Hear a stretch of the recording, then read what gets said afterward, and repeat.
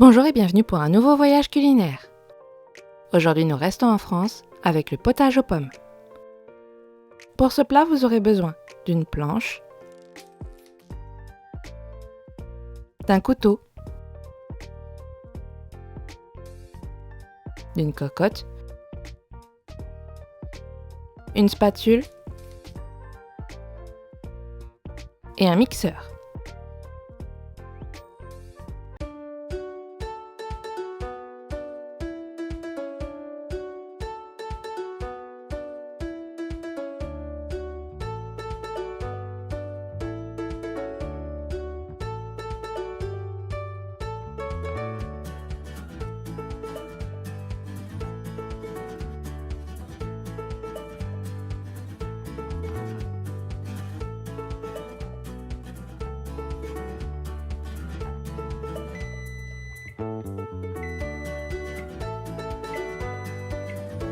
Pour ce plat, vous aurez besoin de 100 g de pommes de terre, une carotte, 500 g de pommes,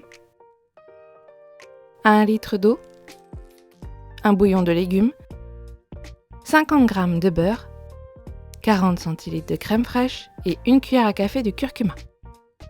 On va commencer évidemment par toutes les découpes. Ici, je commence donc par la pomme de terre et je vais essayer quand même de la couper assez finement pour avoir une belle présentation, même si on va mixer à la fin, c'est un potage, donc on va avoir des morceaux.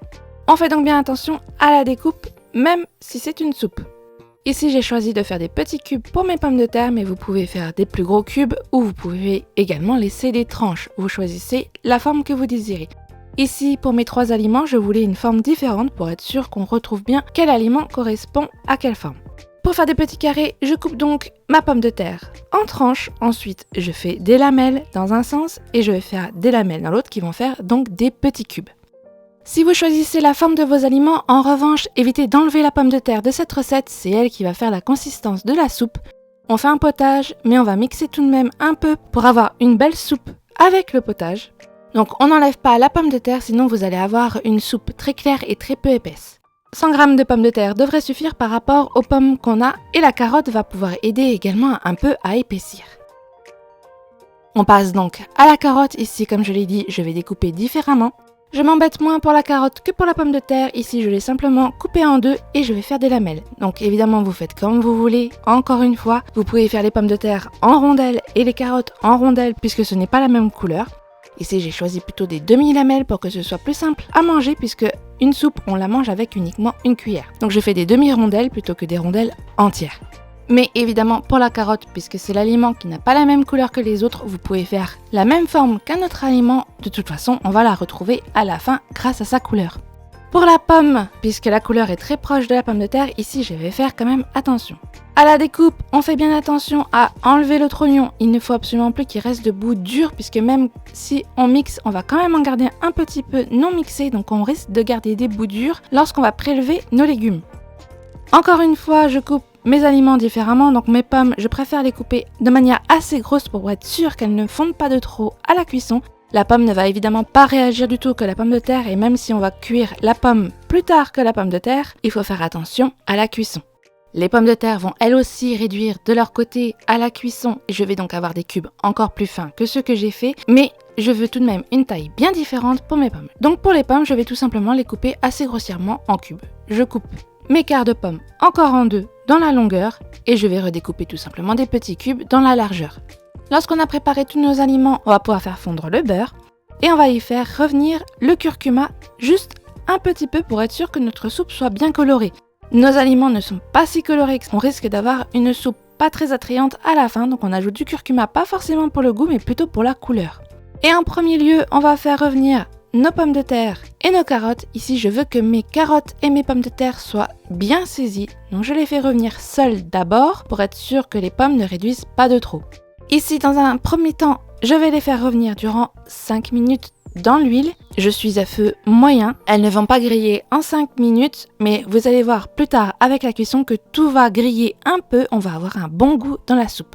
Si vous voulez un bon goût dans les soupes, en général, à la base, on fait revenir les aliments. Comme ça, on a le petit goût bien cuit des aliments et ensuite, on va faire cuire la soupe longuement pour être sûr que les aliments soient bien cuits à l'intérieur. Et au départ de ma cuisson, je fais attention puisque je n'ai que du beurre. Je ne veux tout de même pas que mon beurre brûle dans le fond de ma casserole. On a assez peu d'aliments. Donc, je reste un peu à côté durant 1 ou 2 minutes pour pouvoir bien mélanger et éviter que mon beurre ne grille. À feu moyen, si on le laisse, il risque de griller un peu. Ici, je n'ai pas grand-chose qui rend du jus. Donc, je préfère mélanger durant quelques instants au départ avant de passer à la suite.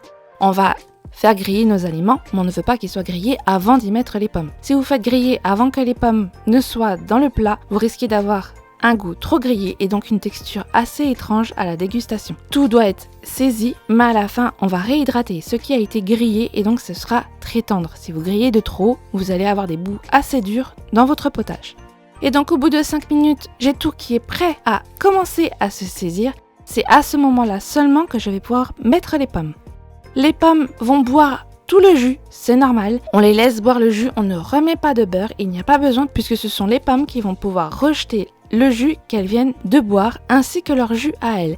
Les pommes de terre vont continuer à rendre un peu de jus et la carotte également. Jusque-là, on les avait juste un peu cuits, elles n'ont pas eu le temps de tout rejeter, donc tout va pouvoir griller à ce moment-là.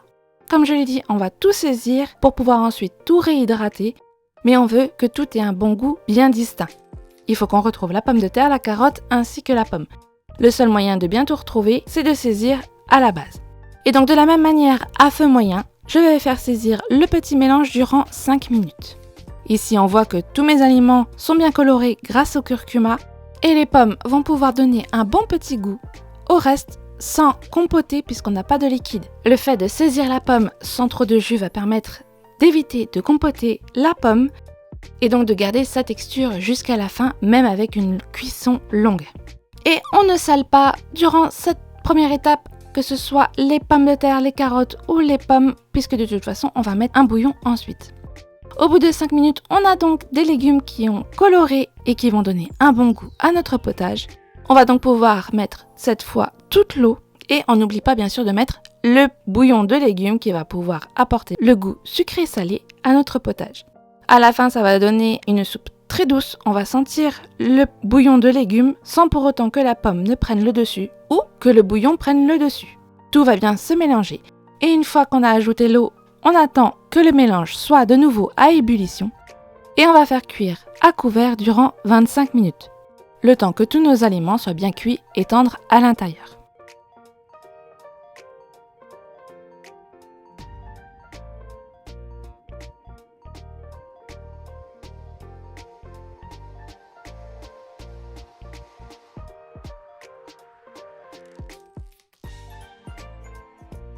Au bout de 25 minutes, on a donc des légumes qui sont bien cuits à l'intérieur. On a de l'eau qui s'est bien aromatisée. On va pouvoir prélever une partie de nos légumes. On n'oublie pas que c'est un potage. Si vous voulez que ce soit un potage, il faut qu'il y ait des morceaux dedans. Ici, je veux quand même que ma soupe ait une belle couleur, donc je vais mixer une partie de ma soupe et je vais remettre mes légumes à la fin pour faire un potage. Ici, je prélève en gros un quart de mes légumes, mais vous faites comme vous voulez. Si vous voulez un potage avec plus de légumes, qu'on voit bien que ça remplit l'assiette plus que le liquide, vous pouvez en prélever plus. Ici, je veux juste quelque chose d'assez consistant avec ma pomme de terre, mais aussi qui ait bien du goût avec mes autres aliments. Donc je n'enlève qu'un quart de mes légumes. Et je vais mixer longuement. Alors évidemment, si on laisse quelques morceaux dedans, puisque c'est un potage, ce n'est pas très grave. Et lorsqu'on a bien tout mixé, on va pouvoir y incorporer notre crème fraîche. Et on va remélanger la crème fraîche. Ici, je mélange à la main, mais vous pouvez bien sûr remixer. Ça ira plus vite pour bien mélanger la crème à la soupe. C'est elle qui va finir de colorer notre soupe et qui va la rendre également un peu plus gourmande puisqu'on n'a tout de même pas grand chose dedans.